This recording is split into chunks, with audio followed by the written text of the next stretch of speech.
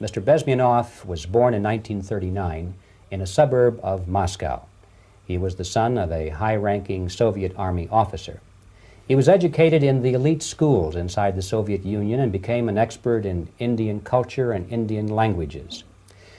He had an outstanding career with Novosti, which was the, and still is, I should say, the press arm or the press agency of the Soviet Union. It turns out that this is also a front for the KGB. He escaped to the West in 1970 after becoming totally disgusted with the Soviet system, and he did this at great risk to his life. He certainly is one of the world's outstanding experts on the subject of Soviet propaganda and disinformation and active measures. Well, you spoke several times before about ideological subversion. That is a phrase that I'm afraid some Americans don't fully understand. When the Soviets use the phrase ideological subversion, what do they mean by it? Ideological subversion is the slow process which we call either ideological subversion or active measures, активные мероприятия in the language of the KGB, or psychological warfare. What it basically means is to change the perception of reality of every American to such an extent that despite of the abundance of information, no one is able to come to sensible conclusions in the interests of defending themselves, their families, their community, and their country. It's a great brainwashing process which goes very slow, and it's divided in four basic stages. The first one being demoralization. It takes from 15 to 20 years to demoralize a nation. Why that many years? Because this is the minimum number of years which requires to educate one generation of students in the country of your enemy, exposed to the ideology of the enemy. In other words, Marxism-Leninism ideology is being pumped into the soft heads of at least 3 generations of American students without being challenged or counterbalanced by the basic values of Americanism, American patriotism. The demoralization process in the United States is basically completed already. For the last 25 years, actually it's overfulfilled, because demoralization now reaches such areas where previously not even Comrade Andropov and all his experts would even dream of such a tremendous success.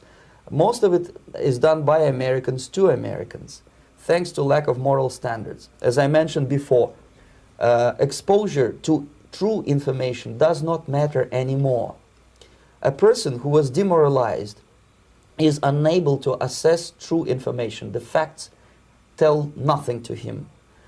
Even if I shower him with information, with authentic proof, with documents, with pictures, even if I take him by force to the Soviet Union and show him concentration camp, he will refuse to believe it until he is going to receive a kick in his fat bottom.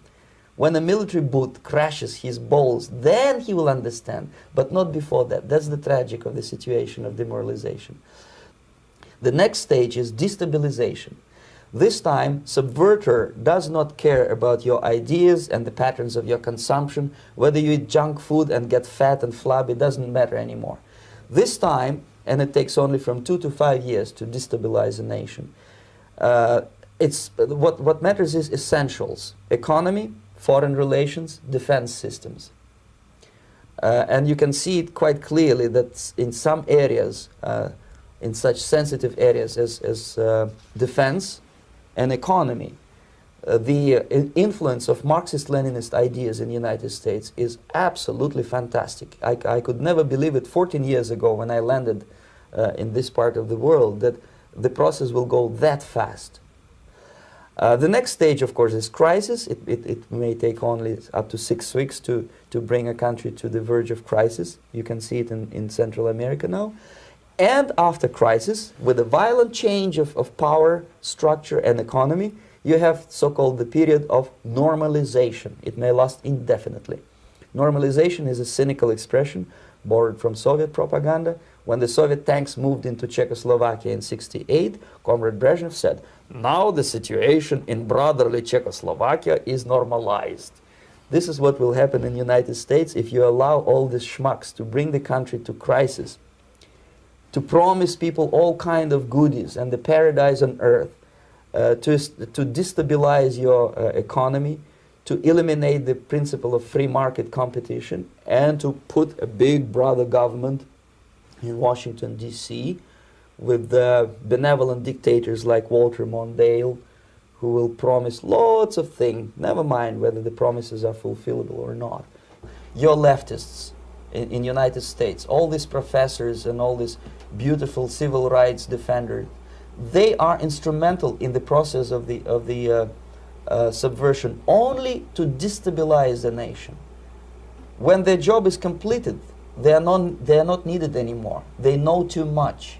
Some of them, when they get disillusioned, when they see that Marxist-Leninists come to power, obviously they get offended.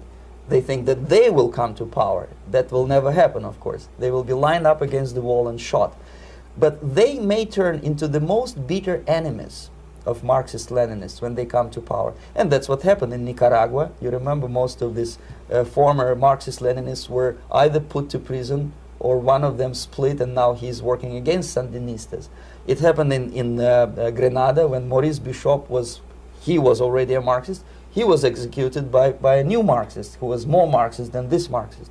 Same happened in Afghanistan when first there was Taraki, he was killed by Amin, then Amin was killed by Babrak Karmal with the help of KGB. Same happened in Bangladesh when Mujibur Rahman, very pro-Soviet leftist, was assassinated by his own Marxist-Leninist military comrades. It's the same pattern everywhere. The time bomb is ticking. With every second, the disaster